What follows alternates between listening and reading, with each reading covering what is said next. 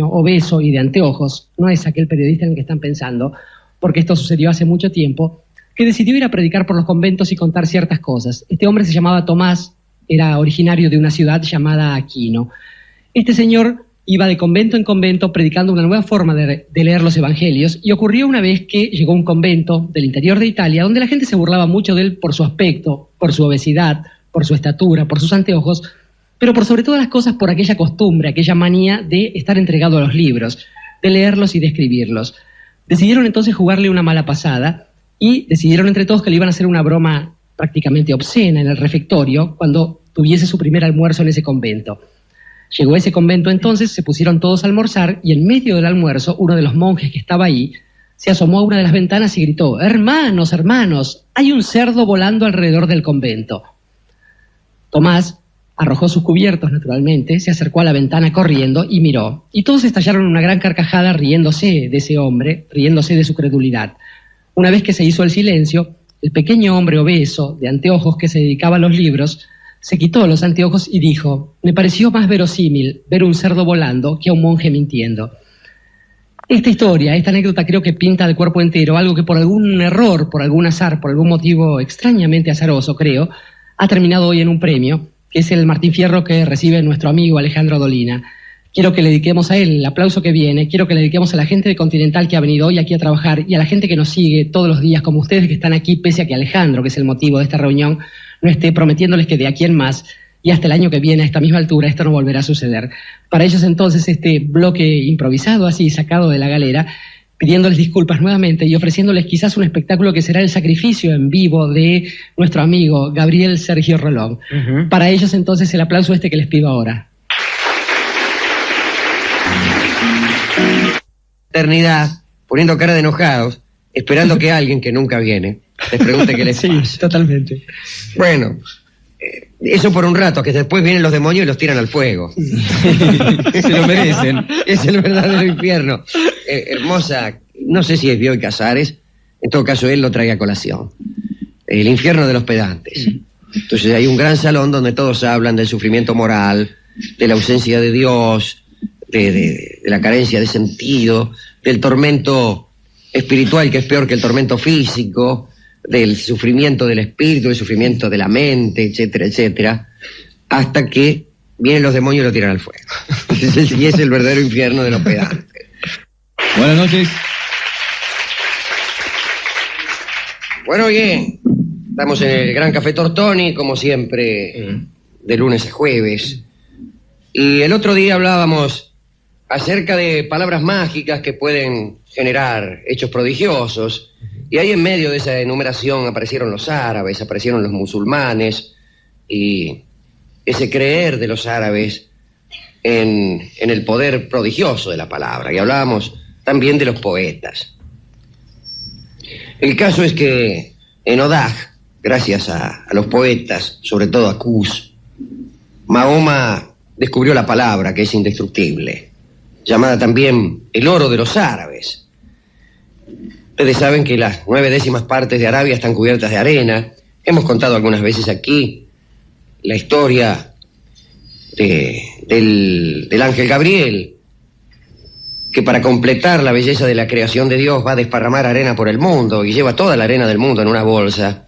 Y el diablo, por hacerle un chiste, le rompe la bolsa justo cuando el tipo pasaba encima de Arabia y allí se derrama casi toda la arena que estaba destinada al mundo. A cambio de este inconveniente, Dios ofreció algunos dones al árabe. Por ejemplo, un cielo lleno de estrellas como no hay otro en el mundo, para que esté más tentado de mirar hacia arriba que no hacia sus pies, donde está la arena. Y le ofreció el turbante, que es más precioso en el desierto que una corona real, cuando abraza el sol. Y la tienda, que es mejor en el desierto que un castillo. Y la espada, que es más ligera que el viento. Y también el camello y el caballo. Pero el mejor de todos los dones fue la palabra. Y se habla por ahí del cerebro de los francos, de las manos de los chinos y del lenguaje de los árabes. Los tesoros de la poesía que consolaron a su madre, Amina, también cautivaban a Mahoma. Y él decía que decir que Mahoma decía no está bien, pero bueno. El árabe recibió el don de modelar en el verbo, así como otros modelan en piedra, en metal o en mármol, que no hay en el desierto. Y así como no podía edificar palacios o ciudades o catedrales sobre la arena, pues modelaba con palabras. Estaba pensando en la pintura y en la música, que eran artes también vedadas al musulmán, en cierto modo, pero de eso hablaremos un poquito más adelante. Lo figurativo, digamos, que le estaba vedado por esos lados, exigía una compensación. ¿Y dónde sino en la palabra, no? En fin, que la palabra debía ser el trabajo de todas las artes juntas. Y fíjese que el poeta, el shair, era también un sacerdote, era un curandero, un sabio, un árbitro, un jefe. Y era omnipotente, como empezamos a decir el otro día, porque podía matar por medio de la palabra, podía con sus versos traer alegría o tristeza o desencadenar la cólera o la tempestad, la venganza, la guerra. Y para cada estado de ánimo los árabes tenían un poema oportuno. Todos los jefes de tribu, para ejercer esa jefatura, tenían que ser elocuentes. Y tanto es así que palabras como Said, Amir, Kail, que son palabras que significan jefe, significan también el que habla. Es decir, que el jefe es el que habla, es el que posee la elocuencia. Si no la posee, no es jefe. El vocabulario árabe, y esto también lo hemos dicho algunas veces, es muy variado. Algunos decires que tienen su relieve, ¿no? La lluvia es escupir de ángeles. No está mal, y me acuerdo de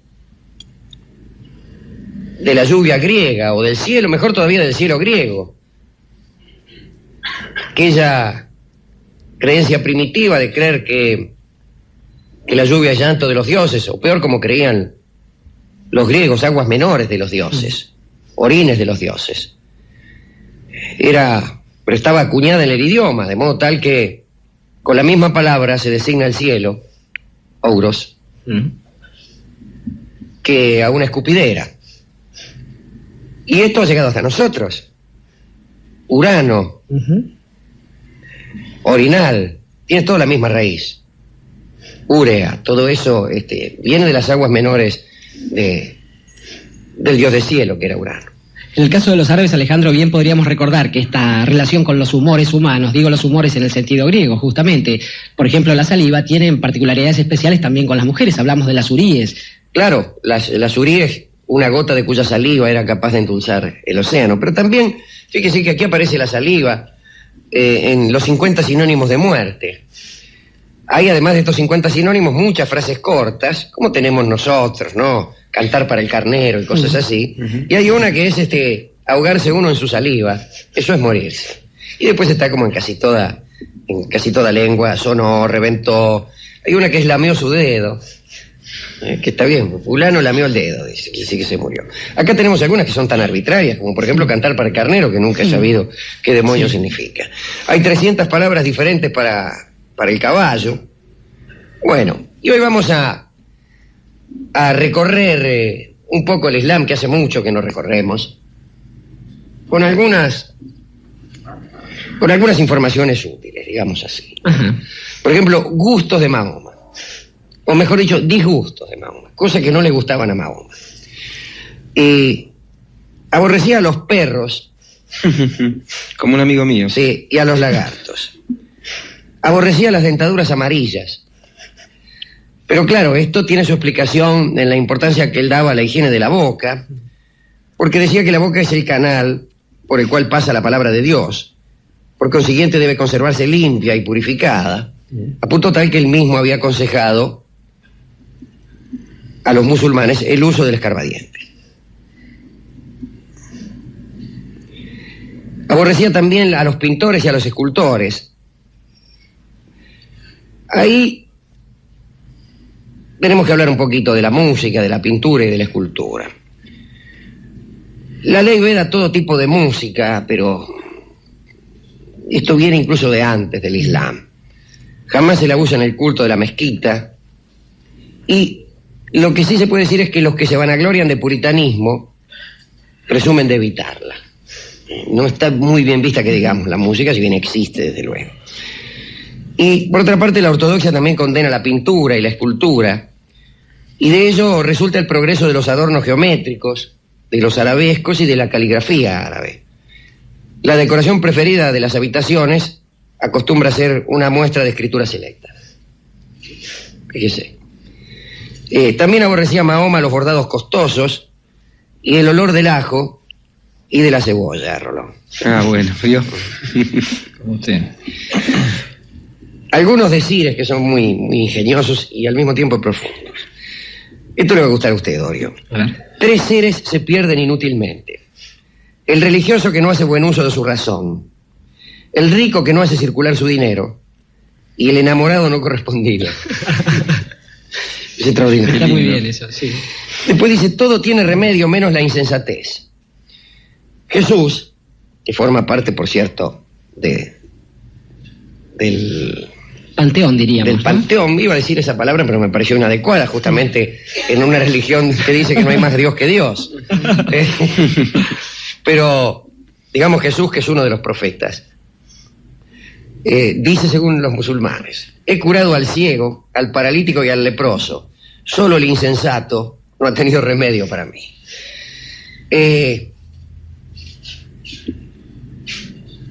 Amaban los árabes del desierto a quienes no se acostaban 2 noches seguidas en el mismo lugar, y detestaban al sedentario. Y allí esta leyenda de la creación que dice que Dios llamó al viento, y del viento creó el beduino. Después tomó la flecha del beduino e hizo el camello. Después creó al asno, y de la inmundicia del asno hizo al hombre sedentario. Se parece, recuerdo a Genghis Khan, que odiaba y no entendía las ciudades. Le parecía que eran lugares espantosos. Y le parecía que hacía un gran servicio al mundo destruyéndolas. Y jamás consiguió entender la vida en las ciudades. Mucho se parece también esto, Alejandro, debería decirle al Iskander, en esta recordación que hace usted. Digo, a ciertas características también de esa especie que desapareció de la patria acá, que era el gaucho errante, que andaba por ahí y no se detenía justamente, y que tenía el caballo como un emblema de ese que era movimiento. también una especie de nave del desierto como el camello. Los árabes también amaban el caballo, pero el caballo para ellos era un lujo. Era un lujo porque desde luego el camello es mucho más rendidor. Hay incluso unas mediciones acerca del rendimiento de un caballo y de un camello, pero no hay punto de comparación. La alimentación que requiere el caballo, los cuidados y el rendimiento son infinitamente más inconvenientes que los del camello. Los árabes paganos, es decir, aquellos anteriores al Islam, estimaban en mucho la caridad, pero para ellos la caridad era una cualidad caballeresca. Por ejemplo, los tipos con gesto señorial, indiferente, recio, le daban al que pedía, sin pensar si es que ellos mismos no iban a ser pobres al día siguiente. Por ahí mataban 100 camellos para dar una fiesta, invitaban a cualquiera, después al otro día, lona. Daban con... Claro, esta indiferencia, yo creo que es una cualidad caballeresca, esa clase de caridad. Es como la del que juega sin que le tiemble la mano. Después de todo, esto de no movérsele a uno un pelo al despojarse de una fortuna, viene a demostrar ciertas actitudes caballerescas. Por ejemplo, la de no temblar ante los vaivenes de la suerte, primero. Y esto es lo más importante, el no tener demasiado apego a los bienes materiales, por una cuestión de coraje. Por sobrarle a uno coraje para hacerse de otros bienes. Y justamente porque en esa axiología están antes otras cosas. Pensaba en otro amigo de este programa, que es el muchacho Hércules Cyrano de Bergerac, donde también ejerce esa cualidad con la fortuna que suelen tener los que ejercen ese tipo de costumbres, ¿no? Sí, el renunciamiento desmesurado es este. Es decir, bueno, guárdense todo. Pero estos son renunciamientos que tienen lugar en el campo de los bienes materiales, pero también los bienes espirituales. Renunciamientos supremos incluso. Alguna vez hemos pensado un libro de los que han ido a menos, renunciando de un modo desmesurado a todo. Hay, por supuesto, un estadio superior de eso que usted recordará inmediatamente aquí. A ver. Que es aquel justamente cuando uno renuncia a todo, puede hacer el gesto de decir, por ejemplo, que ha renunciado a todo. El gesto supremo es hacer ese renunciamiento sin que nadie se entere. Y hemos citado aquí al personaje de James Cagney en una película, cuando hace de gángster, un gángster admirado por los muchachos del barrio y condenado a la cámara de gas. Y entonces el cura del lugar le pide que para evitar que los chicos siguieran su camino, finja un temor que no tiene. Y él, que tenía paño de sobra como para aguantársela, lloró y gritó, se hizo el cobarde en la cámara de gas, solamente para que los chicos desengañados siguieran otros rumbos. Pero si hay gestos grandes, ese es ¿no? Ese es el más grande que yo conozco. Sí.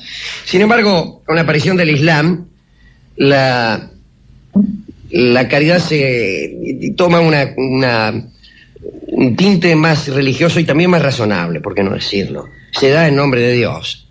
Y entonces, dice el Islam, da pero no caigas en la prodigalidad. Los pródigos, dice, son hermanos de Satán. Todos conocemos las 5 columnas del Islam: la fe, la oración, la limosna, el ayuno, la peregrinación. Me gustaría contarles el juicio final imaginado por los musulmanes, que es: parece que los mortales se han de reunir en un gran llano, buscarán en vano un sitio para esconderse de Dios, les martirizará la sed y los ahogará su sudor, y todos irán desnudos. Cuando Mahoma le refería esto a Aisha, su mujer favorita, Aisha, ella preguntó: ¿y también las mujeres? Y dijo Mahoma: estaremos todos tan preocupados en ese momento que nadie se cuidará de lo que el otro haga. Y es verdad que vamos a andar mirando bueno, mire, porque si está todo perdido, ¿qué va a hacer uno? Está todo perdido, por lo menos vamos a morir con el smoking puesto. Claro. Dice que se van a presentar los registros de los actos humanos. El creyente ha de recibirlo con la mano derecha, el infiel con la izquierda, y antes de ser admitido en el paraíso, el justo aplacará su sed en un lago y después entrará al paraíso por alguna de las 10 puertas que el paraíso tiene, una de las cuales está siempre abierta, que es la de la misericordia. Es muy poético esto, que haya, me imagino, la puerta de la misericordia, seguramente dice abierto las 24 horas. Cuando estén secas las pilas de todos los timbres. Que vos apretás. Ya hemos descrito aquí el universo y los distintos cielos, los cielos un poco terroríficos de los musulmanes. Hemos descrito también las huríes, etc. Pero dicen que el pobre entrará allí 500 años antes que el rico. Y quiero terminar con una historia que tiene que ver con este programa. Cierta vez una anciana le preguntó a Mahoma si había viejas en el paraíso. Y el profeta le contestó: no. Lo cual no está mal. Después explicó: todos recuperaremos nuestra juventud. La resurrección del cuerpo es un asunto capital aquí, porque incluso los cuerpos que hayan sido descuartizados se unirán. Pero no hay viejas en el paraíso de los musulmanes. Y tal vez por eso y por ningún otro motivo sea el paraíso. No andan pidiendo el asiento. Imagínense, ¿eh? No acompañan a las chicas a ningún lado. Al baile. Sí, imagínense, no, es terrible. No empiezan a vigilar a las muchachas, pelean con una, de estas cosas. A los infieles les va a ir muy mal. Algún día hablaremos del infierno musulmán. Baste con decir que se les hará un vestido de fuego. Les arrojarán agua hirviendo desde la cabeza, la cual se licuará con todo lo que hay en su vientre y su piel, y cuando se quejen, los ángeles se burlarán de ellos. Hay en todo esto una impresionante imaginación y poesía. A mí me gusta mucho recorrer cada tanto este mundo del Islam, y particularmente porque es verdad que la palabra es el oro de los árabes, y por más que dicen que el árabe es intraducible y que lo que a nosotros nos parece enfático es en árabe soportable, a Borges no le gustarían las traducciones del Islam y sin embargo le gustaban. Sí. Digo porque Borges hablaba del pudor por los énfasis, denunciaba los énfasis en cada momento. Pero ¿a quién dedicar esta recorrida por ese mundo poético, por esa por esas esculturas que han hecho los árabes con la palabra y con el pensamiento. Naturalmente, Alejandro, la dedicatoria tiene que estar centrada en ese pueblo, en el pueblo de Mahoma, en el pueblo de Alá, en el pueblo que tuvo esos profetas que compartimos, pero pensaba que no solamente la dedicatoria tiene que remitirse a los árabes clásicos, aquellos que iniciaron este camino, sino también a otros árabes, a los pueblos más cercanos históricamente a nosotros, que mucho comparten de las miserias, tragedias y alegrías de los pueblos de América.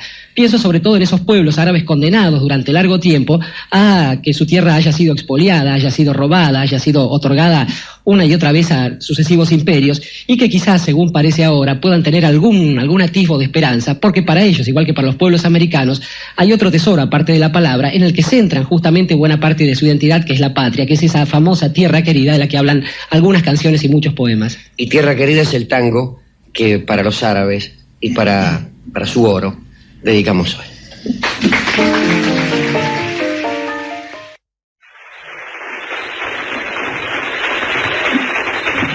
Bueno, aquí estamos en el Gran Café Tortoni con los saludos previos. Tenemos un saludo previo para un muchacho gallina, pobre, el Navarro, de la puerta 2 de la cancha de Boca. Mire qué destino, ser hincha de River y atender ahí en la puerta de la cancha de Boca. Bueno. Y también para el chiquilín de Racing, que está también en esa misma tranza. Bueno, ¿ustedes tienen algún saludo especial? Que se dé por saludar a la tía Dorita de Lorena, de ahí de Campos, donde jugamos al fútbol, Bueno. y Fabiana Yonca, que es el dueño de ahí, de este lugar donde demostramos cada lunes el Sí, fútbol. hoy me han dado un... Qué llama que le dieron hoy, Belina. La trompa me dieron Capacidades una. para la cirugía.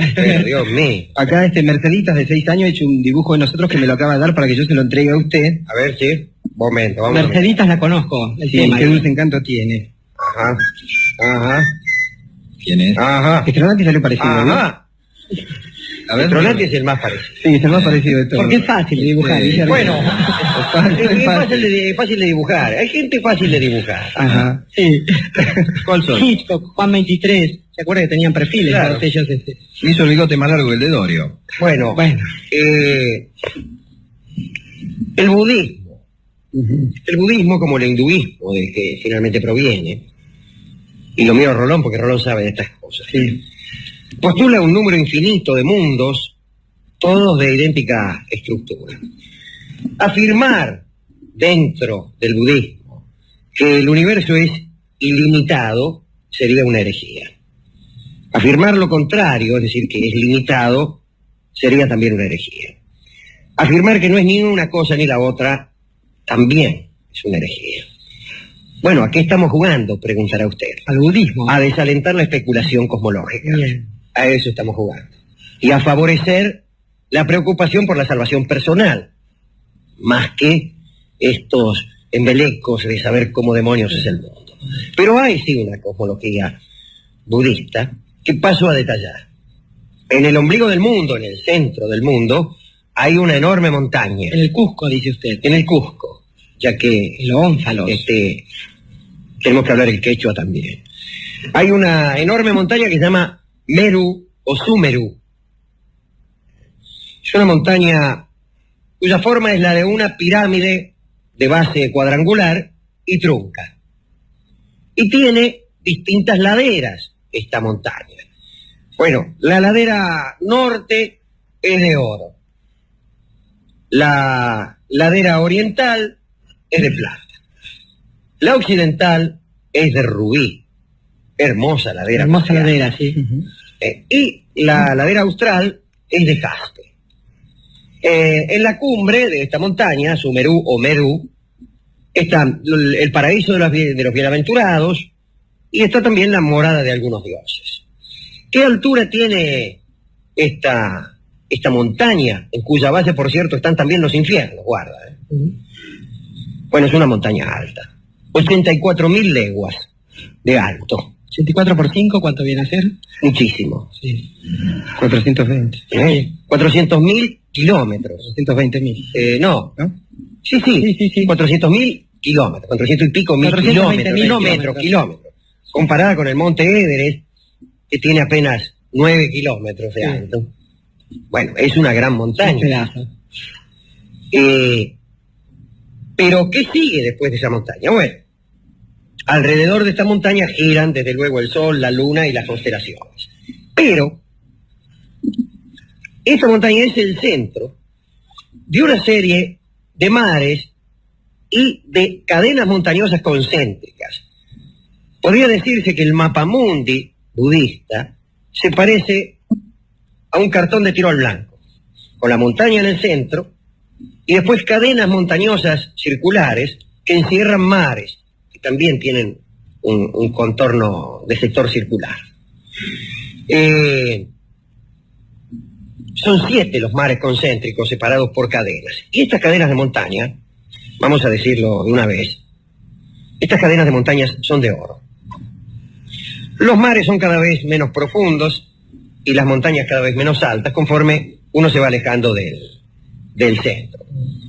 Y fuera del último círculo, es decir, la montaña Merú, los 7 mares y las 7 cadenas, fuera de la última cadena montañosa, está el océano que conocemos nosotros, que conocen los humanos. Y allí en las aguas de ese océano, es el océano de la humanidad, hay 4 continentes e infinidad de islas, por cierto. Pero vale la pena hablar de estos 4 continentes. Continente oriental. Tiene forma de media luna, de croissant. Una forma que se repite en las caras de sus habitantes, que también tienen cara de media luna. Son como Perita Vilanzoni. Diosas personas. En la telenovela había una hoy que tenía esa cara. Medio carretilludo. Sí, media grande, con el... Tipo banana Pueyrredón. Algo así.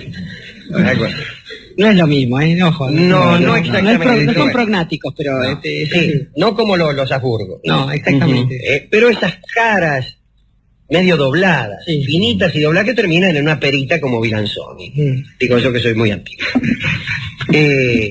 Estos habitantes son tranquilos y virtuosos. Se atribuye a este continente, el oriental, el color blanco.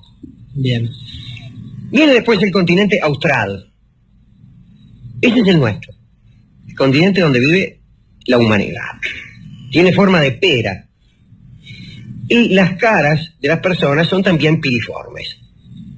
Y para los budistas tenemos cara de pera. Bueno, está bien. Me recuerda a otras formas, pero... Sí. En él existen el bien y el mal, digo, en el continente. Existen las riquezas y la abundancia, y este continente tiene el color azul. Continente occidental. Este es redondo y rojo. Y sus habitantes, cuya fuerza es extraordinaria, se alimentan de carne de vaca y tienen, por cierto, caras redondas. El continente del rubí vendría a ser este. Es el continente de rubí.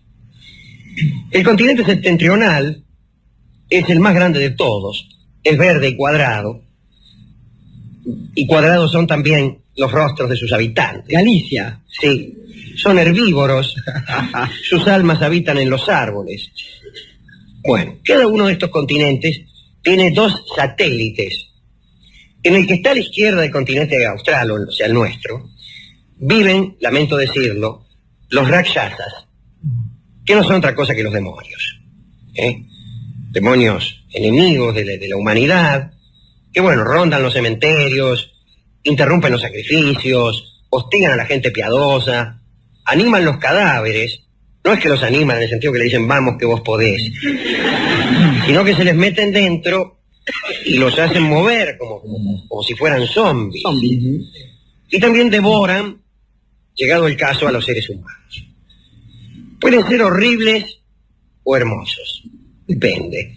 Pueden tener un ojo, a veces caminan sobre 2 patas, a veces sobre 3, a veces sobre 4. Son como la vida misma, digamos. Sí. En la poesía épica china tienen nombres, no se los llama casi nunca por el nombre de Rakshasa, sino que se les dicen homicidas, dañinos, bebedores de sangre, glotones, carinegros, etcétera, lo cual está bien. Después de todo, la poesía consiste en eso, en nombrar de un modo particular las cosas. En el siglo VIII, y alguna vez hablamos de este tipo, de Padma Sambhava, que era un lamaísta, les predicó el budismo a los demonios. Que ahí es donde hay que predicar. Recuerdo, claro, hay que predicar entre los que no creen. No he venido a salvar a los justos, decía el Sí, Cristo. hay una batalla en el cerco de Lisboa. El rey Enrique de Portugal, sitiado por los musulmanes, creo recordar, tiene una aparición, se le aparece el Cristo. Y él le dice, a mí no, Señor, que creo en ti.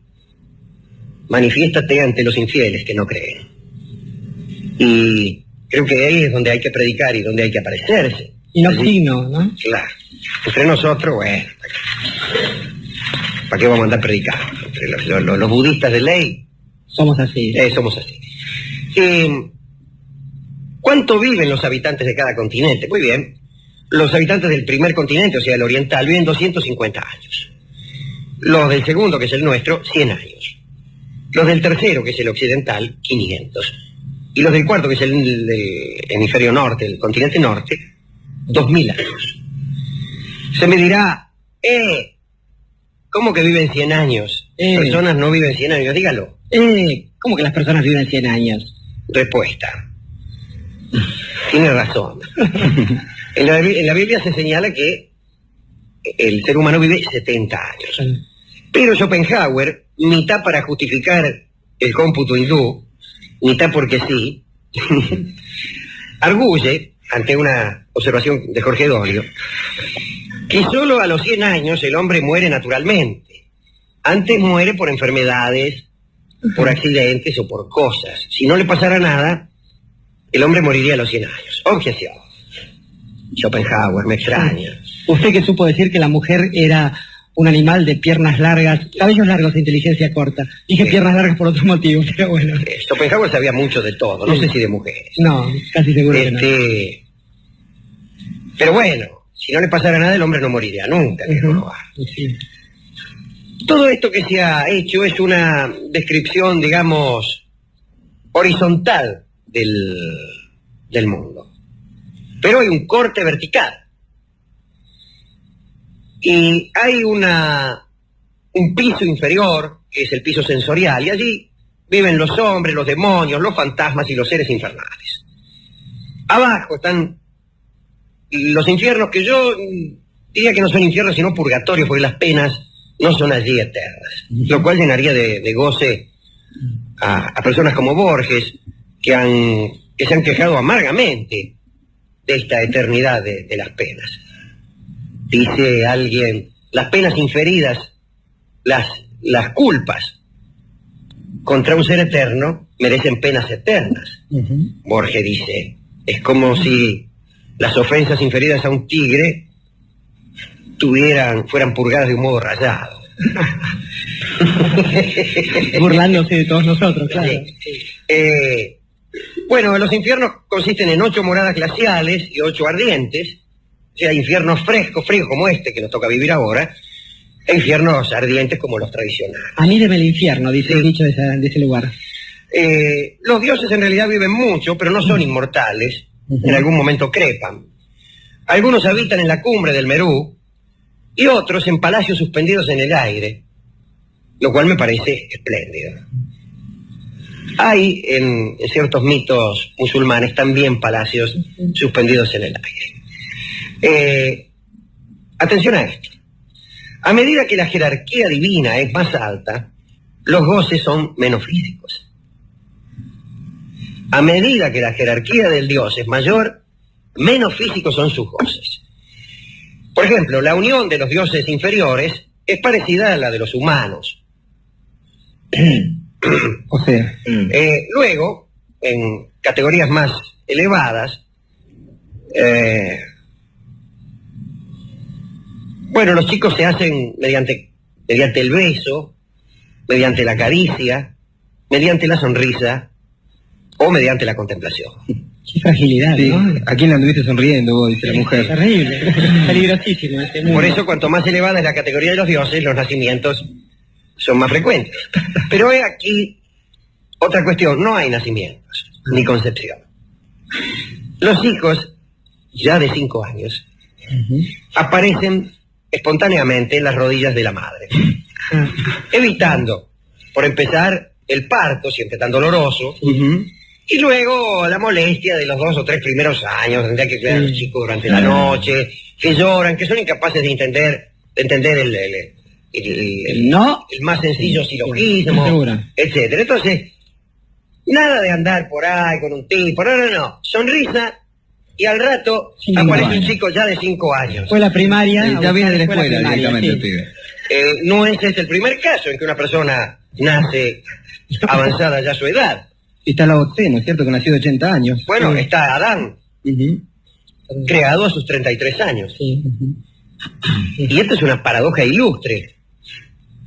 ¿En qué consiste la edad de una persona sino el tiempo que transcurre entre su aparición en el mundo y el momento en que se resuelva uno a contar? Sí. Y sin embargo, Adán, un año después de nacido, o de aparecido, tenía 34. Hay incluso quienes sospechan que así como Adán tenía 33 años de historia en el momento de ser creado, bien pudo el universo ser creado ya, digamos antes de ayer, con una gigantesca historia previa. Por ejemplo, la dinastía Valois no existió nunca. El universo fue creado antes de ayer, digamos el sábado, con una historia que incluía la dinastía Valois. Argentina jamás le ganó a Grecia 4-0. Cuando fue creado el universo, esto es el sábado pasado, ya venía con esa historia. Habría que verla ahora, pero de todos modos tiéntalo a uno la posibilidad de fundar una secta en estos términos, ¿no? Claro, Por mucho menos que eso se lo hacía antes de esta época. una secta que aseverara precisamente eso. Y ahí la explicación de los fósiles. El universo fue creado con fósiles. Y con carbono 14 y con toda esa cosa. Con rastros y con documentos de algo que nunca fue. Bien. Seguro. ¿Por qué le decían entonces a los chicos que tenían 5 años? No se sabe.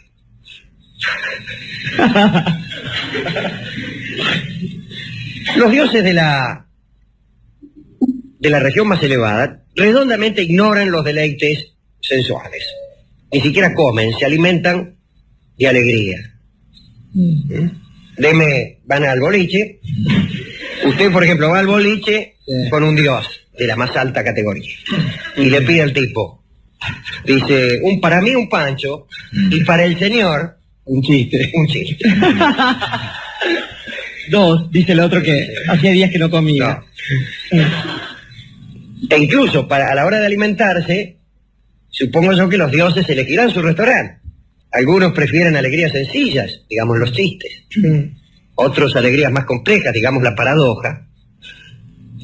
Y estoy seguro que ciertas gracias le caerán bastante pesadas e indigestas a los dioses que se alimentan de alegría.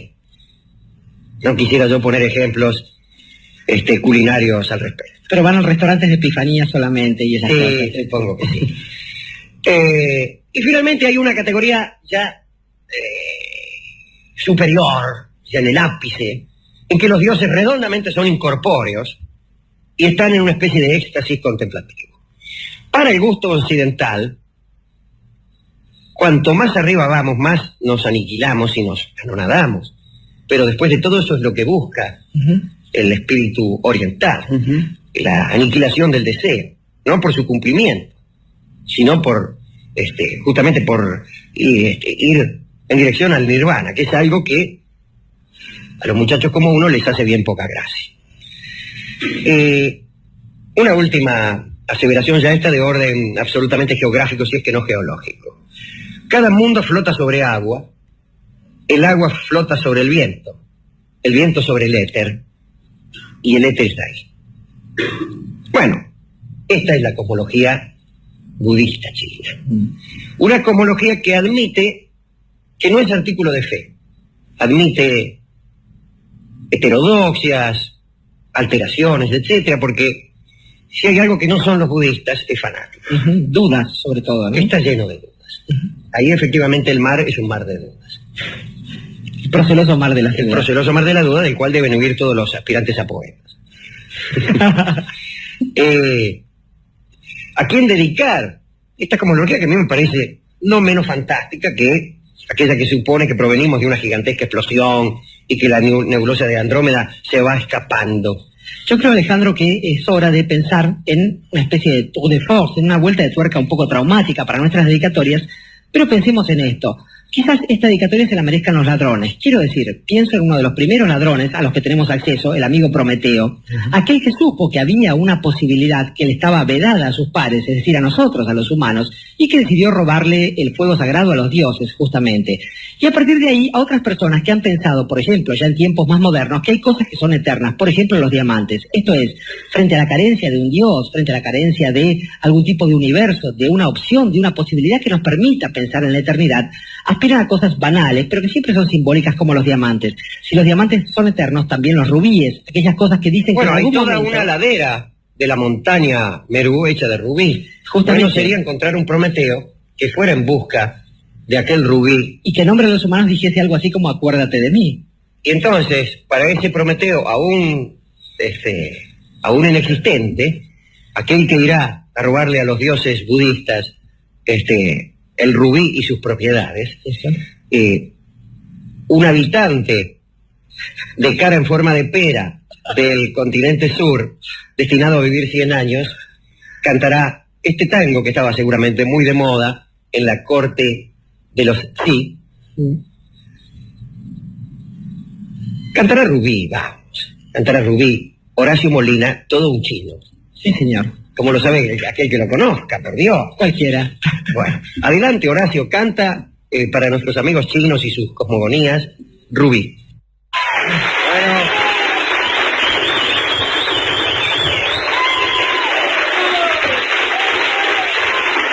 Bueno, gracias. Estamos en el Gran Café Tortoni, o mejor dicho, en su bodega, ya que el Gran Café Tortoni está arriba nuestro. Sí. Bueno sería que estuviéramos allí, en fin, en medio de mozos y pedidos. Y Estamos en medio de pedidos y de muchos mozos también. ¿Qué se va a igual servir, que- maestro?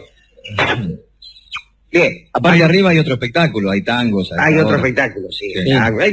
Este boliche está lleno de espectáculos. Hay espectáculos ¿Cómo no? incluso en los baños del Café Sí. Tortoni. Yo he Que visto. va y hay un pequeño escenario allí donde Sí.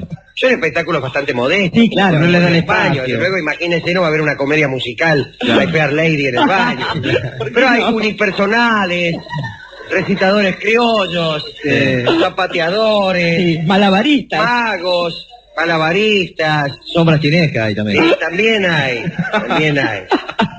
Sí, sí, es increíble lo que hacen algunas personas con las manos Es en cierto, el baño. ¿eh? Bien. Pero ya es demasiado para mi Sí, gusto. sí, sí. Digo, la cantidad de espectáculos que hay en este boliche. Oh, usted hay momentos que entra y no hay ningún lugar donde tomar un café. Porque allá están, digamos, los poetas de no sé dónde que se reúnen para, qué sé yo, Sí. hablar de sus cosas, de las poesías. Un taller de poesía. Exactamente, componiendo poesías. En el, bien. Por el otro están, qué Los sé del yo, tango. Horacio Ferrer con los de la sí, Academia con del la Tango. gente del tango que está ahí con una bronca bárbara, son gente pesada. Sí, Se sí. reúnen, se encierran en una pieza y empiezan a tirar la bronca porque el tango no les gusta a las multitudes. Sí. Y se van enojadísimos con el mundo a su casa. Por no poder convencerlo. Claro, dice, ¿cómo puede ser? ¿A usted le parece? Después, exalumnos de distintos colegios que también se reúnen. Ex clientes del Tortoni que se reúnen También también. se reúnen. Los exalumnos también hablan de sus cosas, ya se Sí. sabe cómo son los exalumnos. Son como los ex compañeros del servicio militar. Claro, ¿no? si te acordás de aquel día. No, pues no me acuerdo, No, dice y otra. así. Porque Bueno, era de otro colegio. Nosotros somos en realidad un grupo como ese. Bueno, vamos a hablar de algún tema propio de este programa. A ver. Tiene que ser algún tema sencillo y popular. Algo que esté de moda, que esté en boca de todos. Que esté en ahora. boca de todos. El mundial. Digamos, yo no sé si el mundial de fútbol podría ser, Sí. o el Sankyam, El Sankyam me gusta aquella más. doctrina que floreció en Kapilavatsu antes del budismo. Esta tiene más rating, me parece. Dele con Sí, esa. sí. Dele con esa. Sí, eso cualquiera que vea el programa Batido estará al tanto de qué se trata, pero a riesgo de... A riesgo de repetir lo que dijo Paqui hoy, vamos Claro. a... Bueno, Buda, como todo el mundo sabe, nació en Kapilavatsu, Ujú. una ciudad por ahí, en la India. Y antes que él había nacido allí también un señor Kapila, Chencho. Y Kapila fue el fundador del Sankyam, que es una doctrina que puede considerarse como antecedente del budismo. Incluso durante el auge del budismo, la ciudad esta de Kapilavatsu, desde luego fue objeto de peregrinaciones, etcétera, etcétera. No existe ya esa ciudad, está en ruinas, etcétera. Pero hablemos del Sankyam, que es una doctrina interesante y extravagante, por eso nos gusta. Sankhya quiere decir en sánscrito, como lo sabe cualquiera que sospeche el sánscrito, enumeración. Y parece que los brahmanes llamaron filosofía de la enumeración al sistema de Kapila, al Sankhya, para hacerle burla, porque parece que tiene muchas divisiones y subdivisiones y justamente enumeraciones. Pero el apodo perduró y así se la conoce hoy. Vamos a hacer una breve y seguramente equivocada explicación del Sankhya. Desde siempre, desde la eternidad, hay una materia compleja, una materia, que se llama Prakriti. Lindo nombre para la materia. La arcilla de que están hechas las cosas es Prakriti. Y un infinito número de almas individuales. La suya, la mía, la de Rolón, discúlpeme el ejemplo. Bueno. Y estas almas individuales las llamaremos Purushas. ¿Qué hace Purusha? Lindo nombre para un tango, ¿no? Lindo nombre para un alma individual. Purusha. O para una vecina que esté buena. La purulla. Yo soy la Purusha. Mirá el peseto que tiene la Purusha. La tota y la purulla. Sí. Las Purusas son almas individuales y la Prakriti la materia compleja. La Prakriti consta de lo que podríamos llamar tres factores. Ahora se va a empezar a entender, especialmente si nos callamos. O gunas. ¿Qué son las gunas? Vamos a ver. Hay tres gunas. Primera guna se llama sattva. Y es lo liviano y lo luminoso, cuando hablamos de objetos, de cosas. Y el bienestar y la dicha en los sujetos, en las personas. Esta es la primera guna, el primer factor. Sattva. Lo liviano y lo luminoso en los objetos. El bienestar y la dicha en los sujetos. Segunda guna, segundo factor en el universo. Se llama, disculpen ustedes, rajas. Que es lo fuerte y lo activo en los objetos, en las cosas. La pasión y lo agresivo en los sujetos. Tercera y última guna se llama tamas. Y es lo oscuro y lo pesado en los objetos. La indiferencia y el sueño en los sujetos. Predomina la primera guna, o sea, el sattva, lo liviano, lo luminoso, el bienestar y la dicha, en el mundo de los dioses. La segunda guna, rajas, lo fuerte y lo activo, la pasión y la agresividad, en el mundo de los hombres. Y la tercera, que es lo oscuro y lo pesado, o la indiferencia y el sueño, predomina en el mundo animal, vegetal y mineral. Ya tenemos una especie de cosmología. Hay tres factores que aparecen en la hechura de todo. Según esta teoría, y esto me gusta mucho, la alegría o el pesar que causan las cosas está en las cosas. Por ejemplo, el placer que nos da ver unos jazmines está en los jazmines. Los jazmines son ese placer. Los colores son también atribuidos a estas tres gunas, estos tres factores. Y así, cuando predomina la primera guna en la confección de algo, el sattva, se produce el color amarillo o el color blanco. Cuando predomina la segunda, llamada rajas, predomina el color rojo y el azul. Y cuando predomina la tercera, llamada tamas, predomina el gris y el negro. Esto vendría a ser algo así.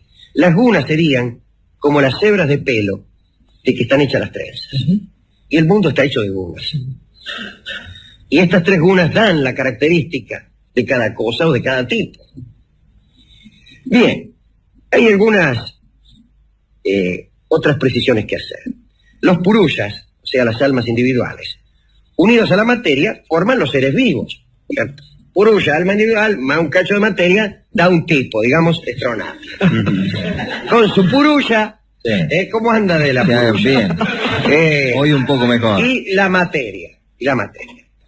Distinguían los muchachos de Sakyam, Kapila y los suyos, el cuerpo material y el cuerpo etéreo, al que llamaban alma psíquica. Y al Purusha decían que para trasladarse necesitaba un cuerpo, lo comparaban con un lisiado. Y la Prakriti, que era la materia, que no siente ni ve sin alma, lo comparaban con una ciega. Y creían, por supuesto, como toda esa gente por ahí, en la transmigración de las almas, en la reencarnación, en toda esa verdura. Y dicen, los tipos decían, no, Dice, el cuerpo material se muere en cada encarnación cuando muere el chabón. Pero el cuerpo etéreo, sutil, es imperecedero. Y acompaña al alma en el ciclo de las transmigraciones. Ahora bien, y aquí esto me gusta muchísimo. Dice, en realidad el alma es un espectador, un testigo, no un actor de las cosas. Su alma no actúa, solamente mira.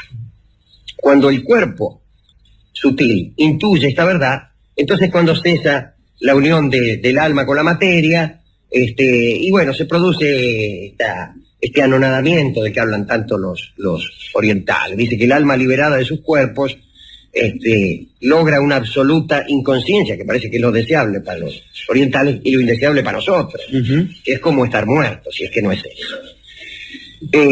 Pero me gusta esto de que el alma es testigo, es espectadora. Por ejemplo, dicen, quien asiste a una danza o un espectáculo de teatro, termina por identificarse con los bailarines o con los actores. Y lo mismo le ocurre a cada uno de nosotros con sus pensamientos y sus acciones. Desde el nacimiento hasta la muerte, estamos continuamente vigilando a alguien, atestiguando a alguien y compartiendo sus estados físicos y mentales. Y esa íntima convivencia produce la convicción de que somos ese alguien. Y en realidad no es así. Solamente somos testigos de lo que nos pasa. Y me acuerdo ahora de un libro de Víctor Hugo, que se llama algo así como La vida de Víctor Hugo. No, Víctor Hugo raconté para un témoin de sa vie. Como contado por narrado por un testigo de su vida. Un testigo de su vida. Y así se llama una biografía de Víctor Hugo. Él mismo, casi con una convicción de Kapilavatsu, se ha sentido testigo de su vida más que actor. Esto es interesante, Alejandro, ver cómo ha repercutido en las sociedades contemporáneas cuando, por ejemplo, los futbolistas dicen, Menotti piensa que el fútbol debe ser jugado de esta manera cuando el que está hablando es Menotti. Bueno, Menotti es un seguidor de Kapila. Claro. Y del Sakiam. Justamente. Aun cuando él mismo lo ignorare. Pero esto es lo que sucede con los jugadores de Pobal, que son, en la sociedad argentina, los principales defensores de las doctrinas de Kapila. Pero es estimulante, o al revés, quizás es depresor, pensar que uno no está haciendo, sino que está viendo. ¿Y usted no le pasó alguna vez eso? ¿No ha tenido la sensación de ser únicamente un testigo de lo que le está pasando? Cada vez con más frecuencia, le diría, que a uno a mí me pasa continuamente, particularmente de que mis internaciones en el Borda son más frecuentes. A semejanza de otros sistemas, el Sankhya es ateo. De todos modos, los brahmanes lo consideran ortodoxo, pues entre los hindúes la ortodoxia no se define por la creencia en una divinidad, sino por la veneración de los Vedas. Vedas quiere decir sabiduría, nosotros que sospechamos el sánscrito, que son, bueno, esa colección de himnos, de fórmulas mágicas, de plegarias, de rituales, etcétera, que forman ese antiguo monumento literario del Indostán. Eso es lo que da la ortodoxia. Si vos venerás los Vedas, por ahí podés creer o no creer en Brahma o en quien fuere. Por lo demás, no es el de Sakyam un ateísmo agresivo, sino que excluye a un Dios todopoderoso, pero no a las muchas divinidades mitológicas populares, esas cosas, ¿no? Sucede más o menos como suele pasar aquí en nuestros días, que la gente se rehúsa a creer en Dios todopoderoso, pero no tiene ningún inconveniente en creer en cosas tales como la astrología, la numerología, los tipos esos que te adivinan la suerte, el otro que te hace sacar la quiniela, el otro que te mira y te cura el mal de ojos. En eso creemos. En Dios poderoso no, pero en eso creemos. Bueno, había un texto bastante agnóstico, incluso agnóstico de barrio, parecía este texto, para significar el ateísmo que tenían los muchachos de Kapila. Decía, Dios no puede haber hecho el mundo por interés, porque no necesita nada, ni por bondad, porque en el mundo hay sufrimiento. Luego Dios no existe. Se parece a lo de Voltaire, que decía algo así como que si Dios quiere suprimir el mal y no puede, es impotente. Si puede pero no quiere, es malvado. Si no puede ni quiere, pues es malvado e impotente. Y si quiere y puede, entonces ¿cómo se explica la presencia del mal? Ese es el error de juzgar y aunque esto sea Voltaire y haya sido Lactancio también, de juzgar estos asuntos con un ateísmo militante, que es el peor de los ateísmos, y con el criterio cosmológico de un concejal del partido Vicente López. Porque, claro, esto lo que tiene es una petición de principio. Si quiere suprimir el mal y no puede, es impotente, y estos son conceptos absolutamente cotidianos, que no tienen por qué ser aplicados a la divinidad. Pero bueno, no venimos a refutar agnósticos hoy aquí. Esta era la doctrina de Capila, el antecedente de Buda. Y después, ¿qué le falta a esto? Y a esto le falta un tipo. Me preguntás por Capila, y yo qué sé quién era Capila. Y si no lo sé, es porque no debía ser tan extraordinario que digamos. Y entonces después sucede, en el siglo VI antes de Cristo, y ahí mismo, en Kapilavátsu, viene otro tipo, pero en vez de venir, che, a mí me parece, no, empieza de un modo diferente. Por empezar, nace del costado de su madre, lo cual ya es toda una hazaña. Después es príncipe. Después recibe señales, según las cuales se sabía que iba a ser o un gran santo o el rey del mundo. Después viene aquella historia que todos ustedes conocen, el príncipe recluido en su palacio, alejado de todas las maldades del mundo, y empieza a ve por primera vez, nunca lo había visto, a un viejo. La enfermedad. Ve por primera vez, nunca había visto a un enfermo. Ve por primera vez porque nunca había visto a un muerto. Y se entera que el mundo tiene males. Y resuelve salir en busca de la verdad. Y ahí ya tenemos, por lo menos tenemos los espíritus occidentales, algo que necesitamos, que es la idea encarnada. Capila no nos dice nada, pero Buda ya empieza a decirnos algo. Y sin embargo, y esto es disculpen este pensamiento así en un programa como este, ya viene la otra parte del programa. Pero fíjense que comparada con la vida de Cristo, la personalidad del Buda nos parece bastante menos atrayente. Es mucho menos pasional. Claro. Al lado de un hombre que se hace crucificar, de un Dios que se hace crucificar. Todas estas inacciones del Buda parecen bastante flojas.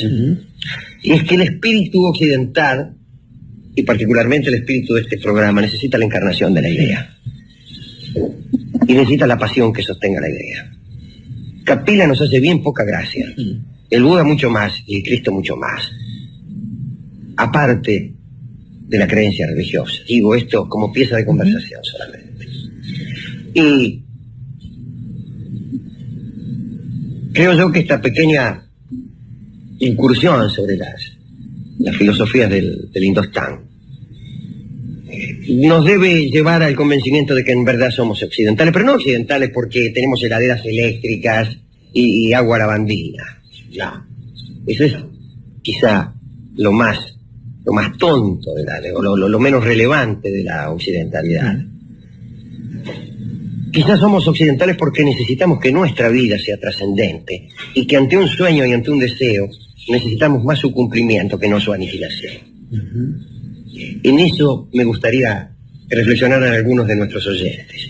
Además de eso... Sí, perdón. No, digo, además de eso, Alejandro, hay otra voluntad que califica a Occidente, que marca a Occidente, que es la voluntad de clasificación. Creo que el asunto este de Capila solo nos atrae por aquel lado de las taxonomías, a nosotros que tanto nos gusta la gente que clasifica. Estaba pensando ya en los dedicandos posibles de esta charla que ha hecho usted, y pensaba, por ejemplo, en las personas que han vinculado los objetos con su condición, o con las palabras que los designan. Piensa en aquel que escribió eso de si como el griego afirma en el Cratilo, el nombre es arquetipo de la rosa, en el nombre de rosa está la rosa y todo el Nilo en la palabra Nilo. Esto es lo que más me gusta de esta filosofía del Sankhya, que la felicidad de ver una rosa está en la rosa, que la indignación de ver a un enemigo esté en el enemigo.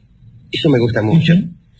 Y pues entonces, ¿cómo homenajear a esta gente que supo pensar así? Justamente, quizás centrándonos en algo, en una especie de himno, de homenaje, donde se perciba claramente que si hay una condición, esa condición está en los objetos, que si esa condición de cierto bien o de cierto mal o de cierto dolor aparece, por ejemplo, en un romance o en la muerte de un hombre, quizás todo eso radique, por ejemplo, en un ramo de jazmines. Y entonces, para aquellos que creyeron que el placer de ver un ramo de jazmines estaba en el ramo de jazmines, alguien les va a indicar que el placer de escuchar una canción que se refiere a los jazmines también estaba en los jazmines y está también en la canción. Corsini canta Los jazmines de San Ignacio para Capila, para los seguidores del Sankiam, para Buda, Siddhartha Gautama y su familia, y para todos los indostánicos que escuchan este programa, que son 2.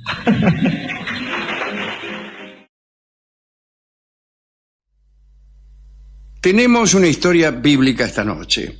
El pelo de Absalón o la melena de Absalón. Absalón era uno de los hijos del rey David. Después de un asunto que no viene al caso, se convirtió Absalón en el príncipe heredero de la corona de Israel.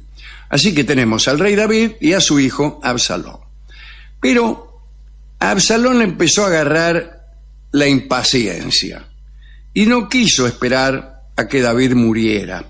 Consideraba que su padre era un hombre en decadencia y además, lo odiaba. Odiaba a David, su padre, porque en una ocasión había permitido que fuera ultrajada Tamar, una hermana de Absalón, a la cual él quería mucho. Dicen que no había en Israel hombre que fuera tan admirado como Absalón por su belleza. No había defectos en él. Podía examinárselo desde la planta de los pies hasta la coronilla sin advertir una mácula. La mayor gloria de Absalón era su cabellera, tan abundante que cada vez que le cortaban el pelo, cosa que ocurría una vez por año, el pelo cortado pesaba 1 kilo, pesaba. 1 kilo de pelo. Sí, señor, le crecía 1 kilo por año. Parece que era un tipo bastante presuntuoso, además.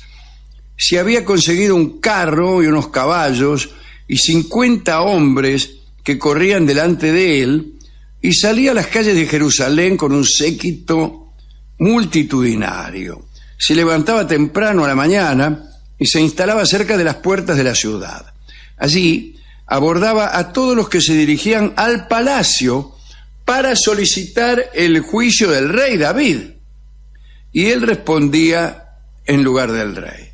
Adelantaba el juicio ahí sin necesidad de ir al palacio y ver al rey. Dice, no hace falta que vea al rey, tiene razón usted. Chao. Ahí está, listo. Bueno, la justicia tendría que tomar ejemplo de eso, ¿no? Cuando aquellos que Absalón interceptaba en el camino del palacio empezaron incluso a prosternarse delante de él, Absalón se sintió muy bien e incluso respondía a las reverencias extendiendo la manito para que pudieran besársela. Y como el rey se quedaba siempre dentro del palacio durmiendo la siesta, el príncipe Absalón comenzó a verse más regio que el rey mismo. Y no pasó mucho tiempo hasta que a Absalón se le ocurrió la idea de destronar a su papá. Para empezar, decidió radicarse en Hebrón, la capital del territorio de Judá, para iniciar ahí los preparativos de una sublevación. Le dio a su padre una excusa cualquiera para justificar la mudanza, y el rey, sin sospechar nada, lo dejó ir. Absalón llegó a Hebrón con unos 200 hombres, a los que más tarde llamó para servir como su guardia personal y como cortesanos. Un tiempo después, un mensajero le reveló a David que Absalón estaba preparando una revuelta y un ataque a Jerusalén. Entonces, temeroso y debilitado como estaba David, no estaba muy bien de salud, decidió rajar, se rajó.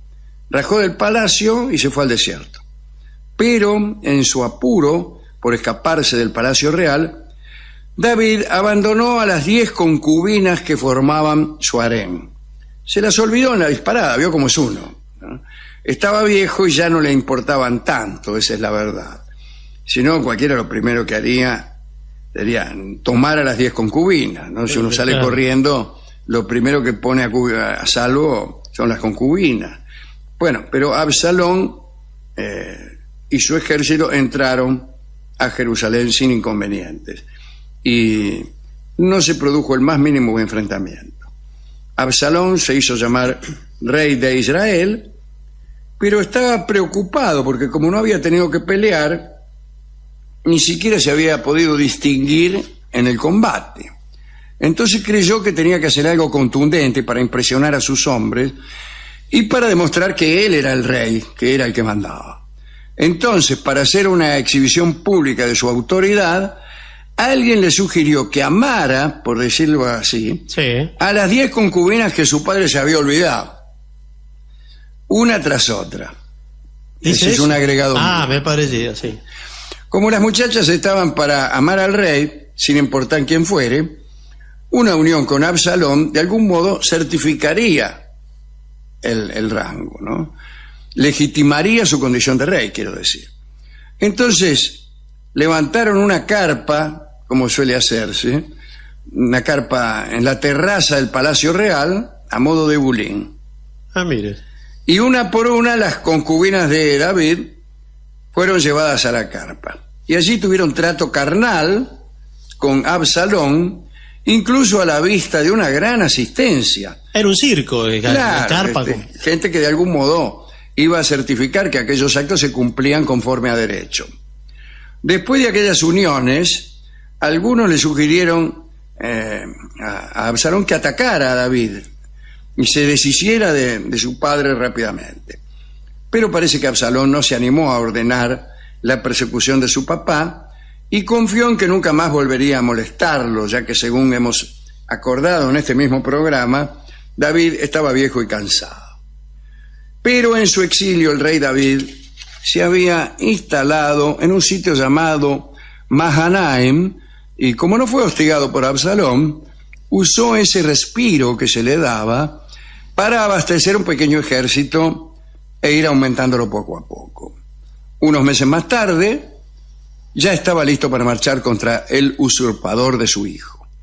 Y como estaba viejo, David delegó su poder en 3 generales. El más importante era Joab. El plan de David era atacar el ejército de Absalón en el bosque de Efraín. No podía hacerlo en una batalla convencional y le pareció que el bosque era el territorio ideal para la sorpresa, para los ataques veloces y para los repliegues sorpresivos. Antes de tentar a las tropas de Absalón, David reunió a sus hombres y les pidió que trataran benignamente al príncipe. Les dijo, escúchenme, si quieren mátenlos a todos, y Absalón será un degenerado, pero es mi hijo, dijo. Así que, bueno, qué sé yo. El día de la batalla, el pequeño ejército de David llevó a cabo una gran matanza en el bosque de Efraín. Sus hombres se movían por allí con más facilidad que el ejército presentado por Absalón, que era mucho mayor pero más lento. Absalón entró en batalla él mismo a la cabeza de sus hombres y lo perdió su propia cabecera.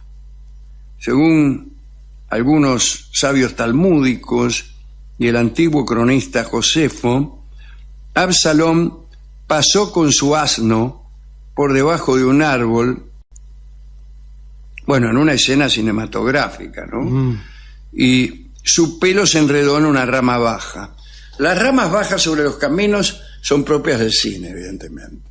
En la naturaleza hay pocas ramas bajas en el camino de los que cabalgan. Sí, sobre todo cuando son caminos muy instalados. Claro. Entonces, que no ¿quién va a dejar una rama baja? Quedan así. En cambio, en el cine, digamos que cada 100 metros hay una rama que puede servir para que alguien caiga o alguien abandone su cabalgadura sin que el perseguidor se dé cuenta, etc. Sí, si usted en el cine ve un caballo, un camino y un árbol, muy pronto va a aparecer una rama baja claro, en alguna de las tomas. Lo clásico es colgarse el perseguido de una rama baja, esperar el paso del perseguidor y caerle encima por sorpresa y liquidado. Es así. Es como el puesto de frutas también, ¿vio? En las películas. Claro, en las Cuando hay un puesto de persecuciones, fruta, ¿qué fruta pasa? sirve solamente para que se caigan todas las naranjas. Y así. Se desparramen. Bueno, el caso es que el pelo se le enredó en una rama baja y quedó colgando. Las escrituras dicen que quedó entre el cielo y la tierra, ¿no? Y el burro que montaba siguió. Se le enredó el pelo en la rama, él quedó colgando y uno de los hombres de David lo vio y rápidamente avisó a Joab. No Joab, me gusta más Joab, el general que era el más importante del ejército de David. Joab era implacable. Aunque se trataba del hijo del rey, decidió matarlo para preservar la monarquía que David había instaurado. Reunió a 10 hombres, fue hasta el árbol en que Absalón estaba todavía colgando, balanceándose un poco, y dicen que el mismo Joab le tiró 2 o 3 flechazos. Como Absalón seguía vivo, unos jóvenes que acompañaban a Joab atacaron al colgado con sus propias armas para terminar la tarea. Joab hizo sonar el cuerno para ordenar el cese de los ataques y entonces el ejército de David interrumpió la batalla. Se corrió la voz de la muerte de Absalón y, bueno, sus hombres se desbandaron, desde luego, ¿no? El cuerpo del príncipe fue descolgado del árbol, lo tiraron a un pozo y lo enterraron bajo una pila de piedras, que era una forma tradicional de enterrar a un enemigo infame y despreciado.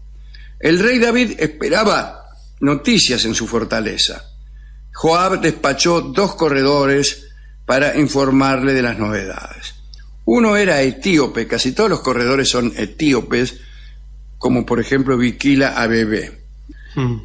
El otro era Ahimaas, y Ahimaas le robó al general Joab el privilegio de decirle al rey acerca de la muerte de sus enemigos.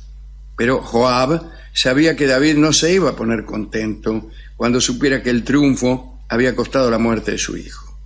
Bueno, corrieron, llegó primero Ahimaas, hizo una referencia al rey y dijo: bendito sea el Señor que ha castigado a los hombres que levantaron su mano contra mi señor el rey.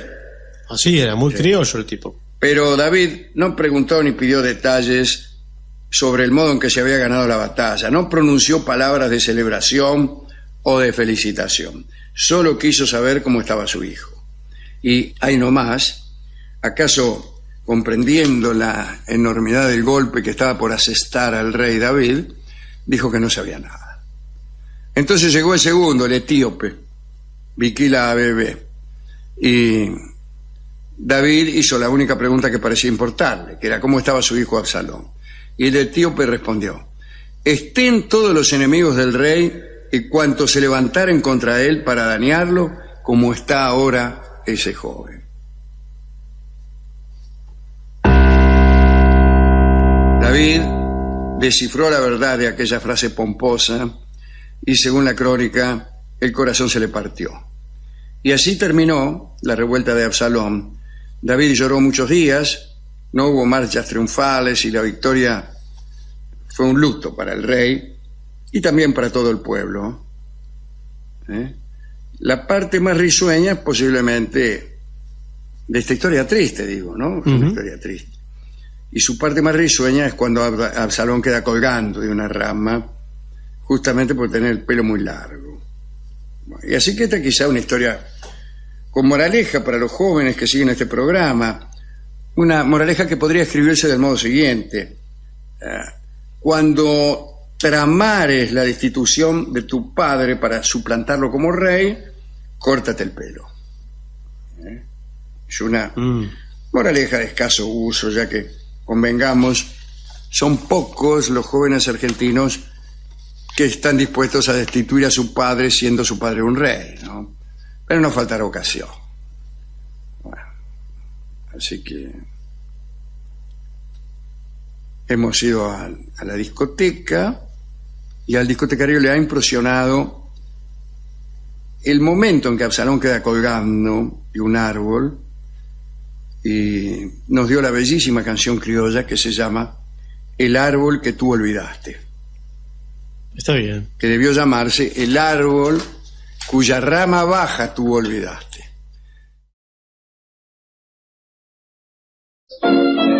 Buenas noches, muchas gracias, muy amables. Henos aquí en el galponcito de la calle Gorriti con mucha gente amiga. Vamos a saludar inmediatamente a Patricio Barto. Hola amigos, buenas noches. Es por acá. Se aproximan las presentaciones de Córdoba, Que serán el día 25 y 26 de agosto, jueves y viernes. Eso será en Espacio Quality, allí en Córdoba, y me dicen que las entradas están en Ticketek. Bien, eso es todo lo que tenemos que decir por ahora. Hablaremos esta noche de los fenicios. Los fenicios eran un pueblo de navegantes, etcétera. Pero no, vamos a hablar de los sacrificios. Tuvieron mala prensa los fenicios. Sí, siempre, muy mala prensa. pero parece que realmente eran tipos bastante pesados. Y en especial, más que los fenicios, probablemente sus sucesores, los cartagineses, que también eran fenicios, ¿no? Según se dice, bueno, la mala prensa empieza nada menos que en Roma, ¿no? Quizá antes, pero en Roma inundaron el mundo de literatura antifenicia. Tenían los medios hegemónicos Claro, en Roma así es, en aquel así momento. Los cartagineses, como sus antepasados, los cananeos, bueno, inmolaban niños a sus dioses. Diodoro de Sicilia cuenta que había visto una gigantesca estatua metálica de Baal Hamón que tenía las manos ligeramente tendidas en dirección a la tierra, y en ella se colocaba a los niños que resbalaban y caían en una hoguera situada ante la estatua. Los niños así sacrificados eran divinizados, eran convertidos en dioses. ¿Para qué? Para que los padres no pudieran lamentarse. Estos sacrificios se celebraban de noche. Músicos con flautas y tambores amenizaban la ceremonia. Las madres que presentaban a sus hijos para el sacrificio tenían que impedir que llorasen. Se trataba principalmente de niños de menos de 2 años. En una estela cartaginesa se ve a un sacerdote revestido con suntuosos hábitos, sosteniendo en su brazo a un niño pequeño. Durante una época estos sacrificios desaparecieron, pero allá por el año 310 a.C., cuando Agatocles, tirano de Siracusa, sitió la ciudad de Cartago, los cartagineses vieron en ello el signo evidente de la cólera de sus dioses. Si ahora nos están sitiando, es porque los dioses están enojados. ¿Por qué razón podrían estar enojados? Bueno, porque hemos suprimido los sacrificios humanos. Diodoro de Sicilia cuenta que estas personas, dice, leo textualmente a Diodoro, creyeron que el dios les era hostil. En efecto, aquellos que antes sacrificaban a este dios los mejores de sus hijos, se habían dedicado a comprar secretamente niños que alimentaban y después enviaban al sacrificio. Se investigó y se descubrió que muchos de los niños inmolados habían sido sacrificados en lugar de otros. Y considerando estas cosas y viendo al enemigo acampado ante sus murallas, les invadió un terror religioso, que es el peor de los terrores. Al pensar que habían cesado en los honores tradicionales debidos a los dioses. Con el deseo de reparar sus errores, eligieron 200 niños de los más electos y los sacrificaron en nombre del Estado. Otros que estaban acusados se entregaron voluntariamente, bla, bla, bla. Después de su victoria sobre Agatocles, los cartagineses agradecieron a los dioses su ayuda, sacrificándoles unos cuantos prisioneros más. Cuando los romanos dominaron Cartago, prohibieron estos terribles holocaustos y crucificaron a los que continuaron celebrándolos. Extraordinario. Prohibieron los sacrificios humanos y en castigo a los que antes sacrificaban, bueno, hicieron otros sacrificios humanos. Las cenizas de las víctimas, esta vez de los romanos, se depositaban en un cementerio cartaginés llamado Tophet. Y en 1921 se descubrió el Tophet de Cartago en la playa de Salambó. Y en él se encontraron millares de urnas que contenían huesos calcinados de niños. Bueno, parece que poco a poco se llegó a sacrificar animales en lugar de niños, y este sacrificio, el Molec, así se llamaba el sacrificio de niños, fue sustituido por el Molchomor, que es el sacrificio de un cordero. Jerón Cacorpino evoca esta evolución describiendo unas escenas y dice lo siguiente. El beneficiado es Carcopino. Sí. El beneficiado es siempre un niño al que el Dios reclama la vida y en cambio del cual, aliento por aliento, sangre por sangre, vida por vida, se contentó con un cordero como sustituto de la vida del niño. Hay también alguien que escribió sobre esto, fue Flaubert. Flaubert es el autor de una novela que se llama Salambó, escrita en 1862, que describe esta clase de ceremonias con detalles terroríficos, ¿no? En la novela, Salambó, que ahora también es el nombre de una playa, es la hija de Amílcar, célebre general cartaginés, que se hizo famoso durante la lucha contra Roma. Si es la hija de Amílcar, lamento informar que es la hermana de Aníbal, porque estoy seguro, de que Aníbal era el hijo de Amílcar, el general de Cartago, que luchó en las guerras púnicas, ¿no? contra Roma. Y voy a leer a Flaubert, si me permiten. El gran ídolo, a cuyos pies ardía la hoguera sagrada, esperaba la ofrenda de los niños condenados a morir, que estaban en brazos de sus padres, envueltos en velos negros. El gran sacerdote de Moloch también suele decirse, el dios más malo de todo. El gran sacerdote de Moloch recogía uno por uno a los niños, mientras un coro de sacerdotes entonaba un himno sagrado, aunque su voz se perdía en la explosión de los instrumentos musicales que sonaban fuertemente para ahogar los gritos de las víctimas. La ceremonia duró todo el día y a medida que los sacerdotes se apresuraban, el frenesí del pueblo aumentaba. Cuando el número de víctimas disminuía, unos gritaban que se salvase a los niños que quedaban. Otros, en cambio, pedían más víctimas. Esto es Flaubert. Borges dice que Salambó es una novela que nos comunica mucho mejor cómo se vivía en 1862 que no cómo se vivía en el siglo III a.C. Y tiene razón, porque fue escrita ese año.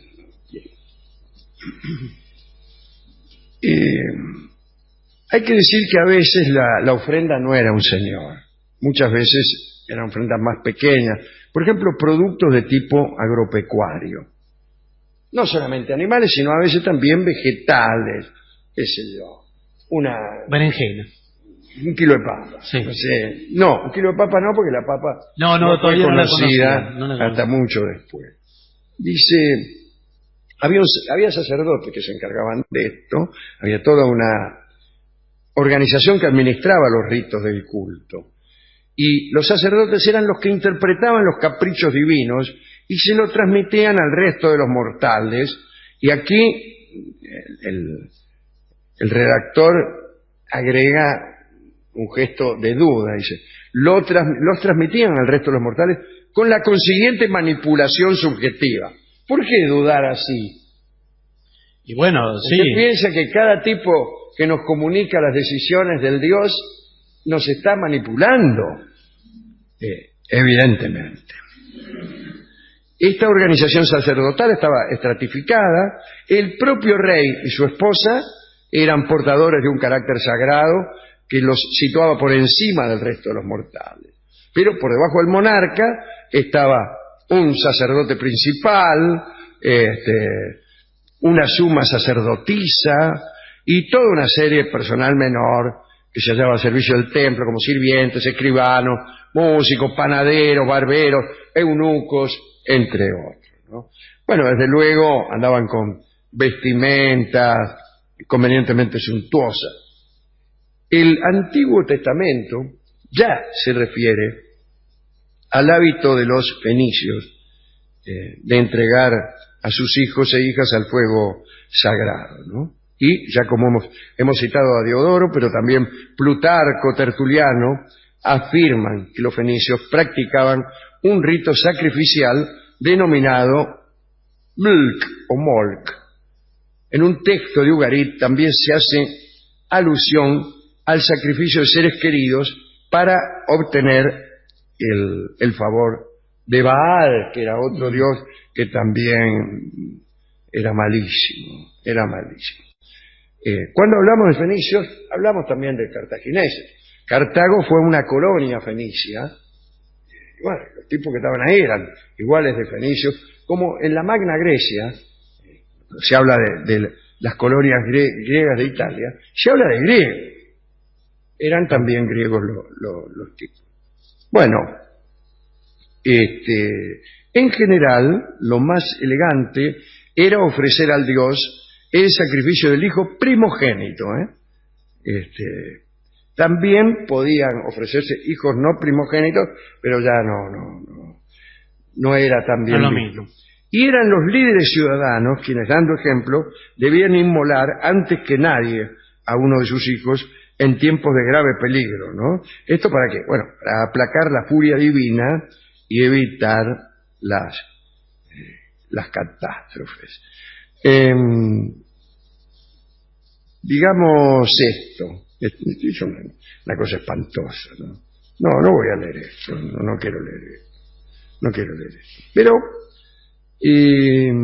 las ciudades principales de Fenicia, o sea, Biblos, Sidón, Tiro, fueron quizás las primeras que se parecieron a las metrópolis actuales.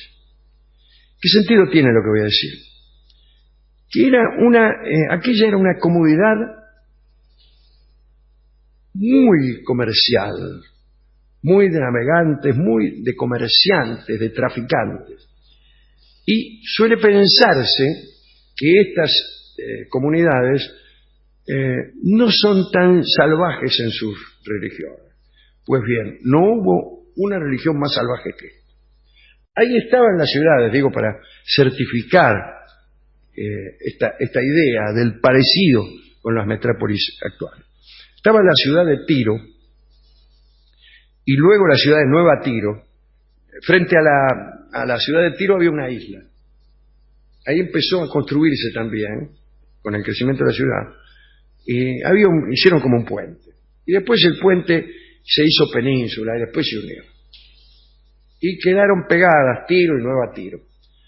Y eran ciudades de navegación, se hacía escala allí, ciudades de viajeros, de comerciantes. Y entonces empezaron a hacer unos edificios de hasta 5 y 6 pisos. Era lo que te digo. ¿Cómo los hacían? Esto mucho tiempo antes de lo que estamos hablando. Mucho tiempo, ya en el segundo milenio antes de Cristo. En tiempos posiblemente del nuevo imperio egipcio, el año 1300 a.C., 1400. 5 pisos. Construían el de abajo muy ancho, muy grande. El segundo piso, nosotros llamamos el primero, más finito, más finito, más finito, hasta que llegaban al último, que era chiquitito. Como una pirámide azteca. Y como un zigurat, claro, claro. El ejemplo más cercano que tenían ellos, ¿no? Estaba lleno de esos edificios.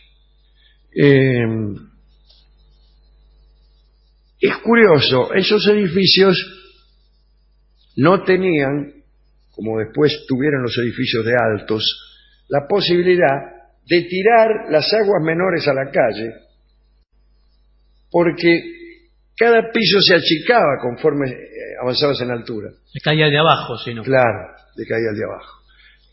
Posteriormente, los edificios de alto, de 2 o 3 pisos, no más, tendieron a hacerse un poco torcidos en las paredes. ¿Para qué? Para que vos pudieras tirar desde el 4º piso las aguas servidas a la calle sin que rozaran las paredes. Caían bien en el medio de la calle, como corresponde a una organización sanitaria que se exprese. Se dice que había gentes que hablaban distintos idiomas, que trataban de entenderse. Se dice que se practicaba el sexo en la calle directamente. Gran novedad. Pero bueno, todo esto nos pinta, especialmente esa ciudad de Tiro, como una metrópoli con mucha actividad, con mucho entrevero, con su mucho propio lío. caos. Era difícil conseguir alojamiento, había un encarecimiento de los alquileres y de los lugares para vivir porque no había. Todo esto no nos acerca mucho a una idea fanática de la religión, y sin embargo sí. Ahí estaban los tipos que pensaban que la cosecha iba a ir mejor si mataban a unos cuantos tipos. Es curioso. Después aparecieron los romanos, que eran no menos crueles, pero nada, que eran no menos crueles, pero no crueles de gusto. Esa crueldad unida a la estupidez es algo bastante insoportable. Ya es malo que alguien mate a todos sus enemigos solo para... Con argumentos. Sí. Qué sé yo, para mejor apropiarse del tráfico comercial entre Asia y Europa. Bueno, eso ya es malo. Pero que los maten para que no haga tanto frío en invierno o tanto calor en verano ya es medio raro. Hemos ido a la discoteca y el tipo me dijo que él no creía en todo eso. Bueno, no nos importa, igual si cree o no que cree. Creía en todo eso, que él a lo sumo creía, eso sí, en el Triángulo de las Bermudas. ¿Y por qué cree en el Triángulo de las Bermudas si no...? No cree que los dioses favorezcan a quienes le sacrifican personas, pero sí cree que los aviones se pierden en el Triángulo de las Bermudas. Bueno, no es un y después tema ahora. me agregó que quizá los dioses serían más bondadosos si le sacrificaran algunas gallinas, se perderían menos aviones. Sí, se le mezcló un poco la hacienda de todo. Sí, y me dio un disco que es una danza ritual. Muy bien. Una danza ritual, la que se llama Danza Ritual del Fuego, ya que estábamos hablando de eso, que fue compuesta por un compositor español que vivía en Córdoba, don Manuel de Falla. Estoy a punto de contar una anécdota con don Manuel de Falla, pero no, porque queda muy menoscabado uno de los participantes en esa anécdota, así que no lo haré. Lo que haremos sí, finalmente no tengo tampoco, entre tantas cosas que no tengo, anotado quién es el director Interpreta de la orquesta. ¿Usted lo tiene? No lo tengo aquí. Qué lástima. Pero escucharemos a alguien que no es Barenboim, pero es todo lo que sabemos. Es algo, ya es algo, ya es algo. Adelante, pues.